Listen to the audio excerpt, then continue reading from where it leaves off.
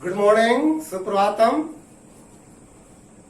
प्रिय विद्यार्थियों, आज मैं आप लोगों के बीच हिंदी व्याकरण के अंतर्गत शब्द प्रकरण लेकर प्रस्तुत हूं।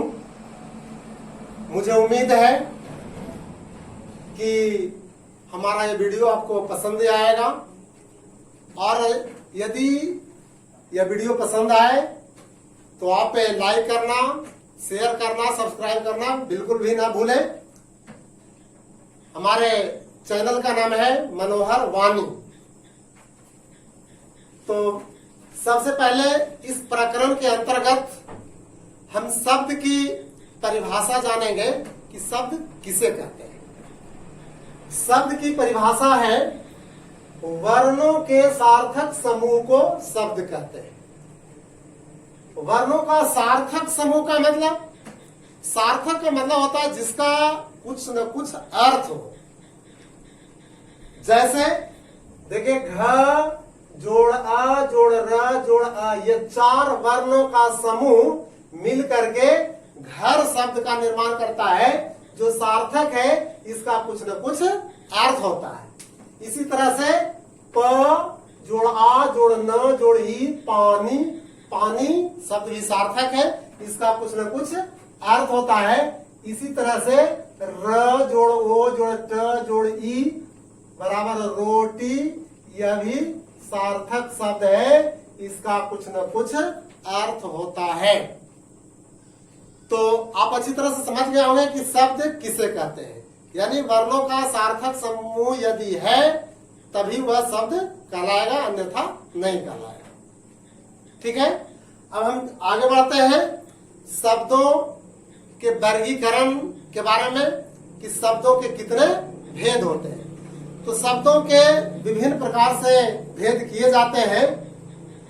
इसमें सबसे पहला जो है वो है उत्पत्ति के आधार पर, या इसी को स्रोत के आधार पर भी कहते हैं। उत्पत्ति या स्रोत के आधार पर, उत्पत्ति या स्रोत के आधार पर शब्दों के मुख्य रूप से चार भेद किए जाते हैं। लेकिन कुछ कुछ विद्वानों के अनुसार एक भेद और होता है, पांचवा भेद, जो संकर शब्द कहलाता है। तो बारी बारी से इन सभी भेदों का हम अध्ययन करेंगे। तो आइए सबसे पहला भेद पढ़ते हैं। उत्पत्ति के आधार पर या स्रोत के आधार पर जो पहला भेद है वह है तत्सम। बहुत ही प्रचलित शब्द है तत्सम शब्द। तत्सम शब्द यानी संस्कृत का शब्द।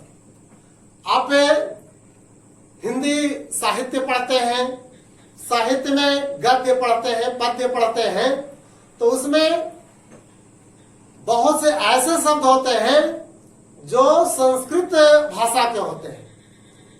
जैसे आपने कविता पढ़ी होगी, पुष्प की अभिलाषा।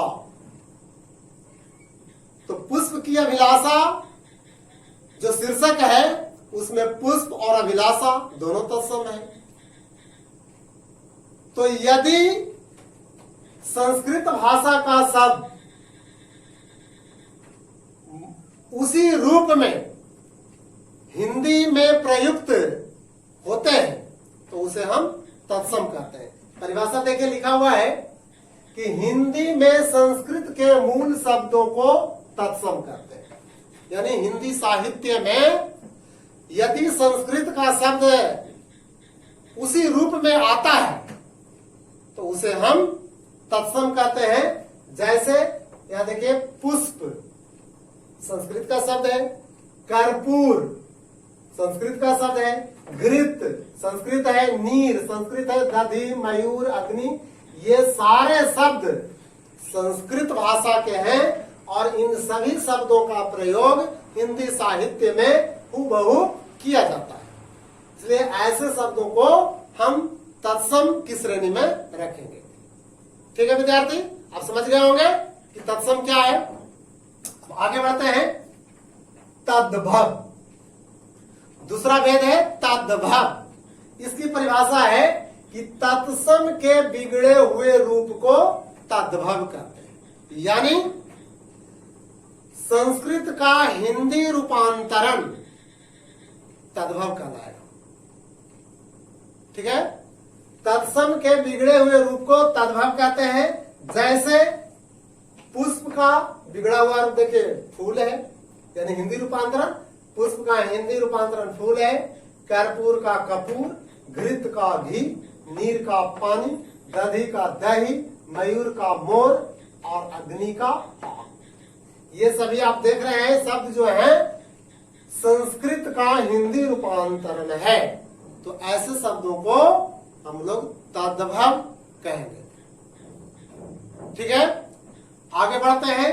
तीसरा भेद, तीसरा भेद है देशज। इस शब्द में ही परिभाषा निहित है। देशज शब्द में ही इसकी परिभाषा निहित है। आप इसे अच्छी तरह से समझे। देशज, इसमें खंड करेंगे तो देश जोड़ ज, देश मतलब हुआ देश, ज का मतलब जन्मा हुआ, यानी अपने देश में जन्मा हुआ। जिन शब्दों का जन्म अपने देश में हुआ है उन्हें देशज कहेंगे। या अन्य परिभाषा है कि अपने देश की बोलचाल में पाए जाने वाले शब्दों को देशज कहते हैं। वही बात है, यानी जिन शब्दों की उत्पत्ति, जिन शब्दों का जन्म अपने देश में हुआ है उन्हें हम देशज कहते हैं। जैसे देखें लोटा, ये अपने देश का शब्द है। पगड़ी, खिचड़ी, फुनगी, फुनगी वृक्ष की सबसे ऊपर वाली शाखा को कहते हैं। तेंदुआ एक पशु है। फावड़ा यानी कुदाल, झोपड़ी, डिबिया, खटिया, ये सारे शब्द देशज हैं। इन सभी शब्दों का जन्म अपने देश में हुआ है, अपने देश की बोलचाल में पाए जाते हैं। तो ऐसे शब्दों को हम लोग देशज कहेंगे। अब आगे बढ़ते हैं। विदेशज, बस जिस तरह से आपने देशज की परिभाषा समझ ली, ठीक उसी प्रकार से विदेशज की भी परिभाषा है। इसको यदि खंड करेंगे तो विदेश जोड़ जा, यानी विदेश में जन्मा हुआ। जिन शब्दों का जन्म विदेशों में हुआ है और वे हिंदी साहित्य में प्रयुक्त होते हैं, धड़ल्ले से प्रयुक्त होते हैं, वैसे शब्दों को हम लोग विदेशज कहेंगे।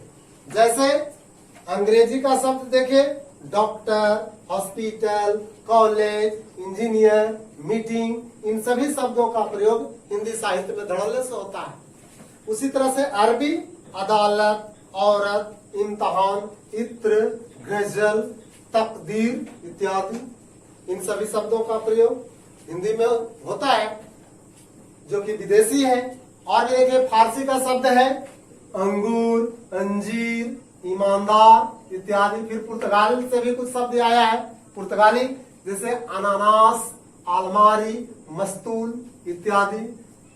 तुर्की शब्द है कनात, कलगी, बेगम इत्यादि। ये सारे शब्द विदेशों से आकर हिंदी भाषा में मिल गए, घुल मिल गए हैं। इसका प्रयोग धड़ल्ले से होता है, तो ऐसे शब्दों को हम लोग विदेशज कहेंगे।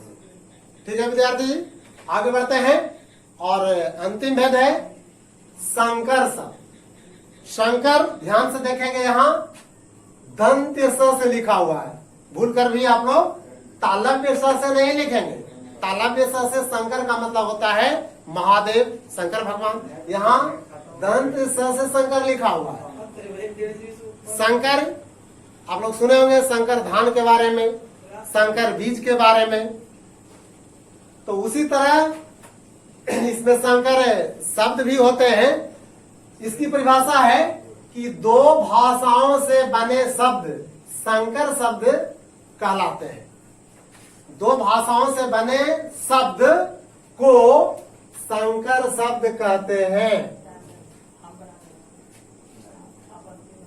जैसे देखिए जेल यात्रा, जेल यात्रा में जेल अंग्रेजी है, यात्रा हिंदी है।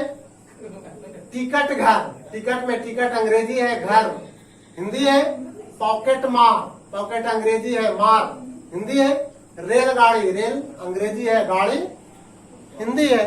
इस तरह से दो भाषाओं के मेल से जिन शब्दों की उत्पत्ति होती है उसे हम संकर शब्द कहते हैं। तो आज के इस वीडियो में इतना ही। मुझे उम्मीद है कि आपको हमारा ये वीडियो पसंद आया होगा।